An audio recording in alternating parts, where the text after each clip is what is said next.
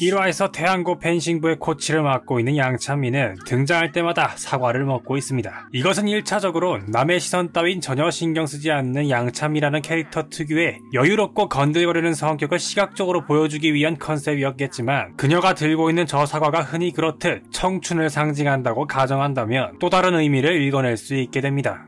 양찬미는 금메달리스트 천재소녀 고유림을 발굴한 펜싱계에서 모르는 사람이 없는 유명 인사이자 능력자죠. 그 말은 곧 펜싱이라는 꿈을 꾸는 주인공 나히도와 같은 청춘들에겐 상당한 권위와 영향력을 가진 어른이라는 뜻이기도 합니다. 그런 양찬미가 등장할 때마다 청춘의 상징인 사과를 손에 쥐고 있는 것은 저명한 펜싱 코치로서 펜싱이라는 꿈을 꾸는 청년들에게 그녀가 행사할 수 있는 결정권자의 영향력을 의미하는 것이라고 볼 수 있겠죠. 하지만 그 사과가 그녀의 손을 떠나 나히도에게 던져지는 순간 그 의미는 새롭게 쓰여지게 됩니다. 청춘들의 꿈의 성공 여부를 결정하는 것은 언뜻 영향력을 가진 몇몇 어른들의 몫인 것처럼만 보이지만, 정작 그것이 시험이라는 이름으로 허공에 던져졌을 때 이를 기회로서 쟁취할 수 있는 건 오직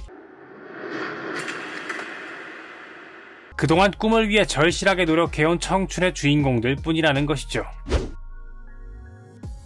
드라마의 남자 주인공 백이진은 신문 배달을 하며 등장합니다. 아니, 그런데 명색이 청춘 드라마 남자 주인공의 첫 등장을 왜 하필이면 신문 배달로 시작해야 했던 것일까요? 그 답은 백이진이 진상 고객과 나누는 짤막한 대화 속에서 찾아볼 수 있습니다. 이봐요 학생, 신문이 10분이나 늦었잖아요. 신문으로 아침을 시작한 사람들한테 이게 얼마나 중요한 문제인지 알아요? 신문이 안 와서 똥을 못 싸고 있다고 지금 내가. 그렇게 못 산 똥을 이렇게 입으로 싸지려는 바람에 한마디 한마디마다 똥 냄새가 나는 것만 같은 이 주옥같은 대사 속에서 우리는 신문 배달이라는 행위가 가진 참뜻을 이해할 수 있게 됩니다. 결국 신문 배달이란 다른 사람의 아침 일정에 차질이 없도록 나의 아침을 재촉해야 하는 것, 자신의 삶을 이름도 모르는 타인의 계획 속에 끼워 맞춰야만 하는 일이라는 것이죠. 그것은 곧 아버지의 사업 실패 이후 자기 자신을 위해선 1분 1초도 쓸 수 없게 된 백이진의 암울한 현실을 압축적으로 요약하고 있는 것이라고 봐도 무방할 것입니다. 그렇기에 백이진이 저 모자람이 없는 진상 아저씨한테 저 이 동네도 처음이고 이 신문 배달도 처음이에요. 그랬어요?